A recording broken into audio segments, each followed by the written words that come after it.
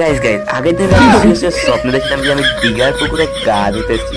হ্যাঁ তাই আর কি সকাল সকাল মানে রাত স্বপ্ন দেখে রাতে বেরিয়ে পড়লাম দীঘা যাওয়ার জন্য।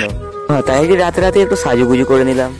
আর গাইস সঙ্গে এইটুকু ব্যাগ দেখে মনে হচ্ছিল যেন আমরা দীঘায় সারা জীবন থাকতে যাচ্ছি।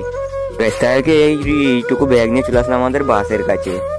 গাইস বাইরে যে তো বাসটা দেখে বেশ অসাম লাগছিল, কিন্তু গাইস ভেতরে গিয়ে দেখি তো এসি নাই।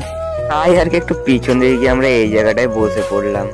আর গাইস বাসে বসে তো বেশ ভালোই লাগে, গরম আর পিছন চাচ্ছিল না। গাইস তখনই এরা বলছিল যে আমাদের মুখটা একটু ক্যামেরায় দেখাতে আমার ব্লগে, তাই আর কি এদের মুখটা একটু দেখিয়ে দিলাম। আর গাইস তারপরে ফাইনালি ঘন্টা ওয়েট করার পরে আমাদের বাসটা ছেড়েই দিল। সেটা বাস নাকি বাঁড় কি জানি, এখানে সবাই নাচ করতে লেগে গেছে গান চালিয়ে।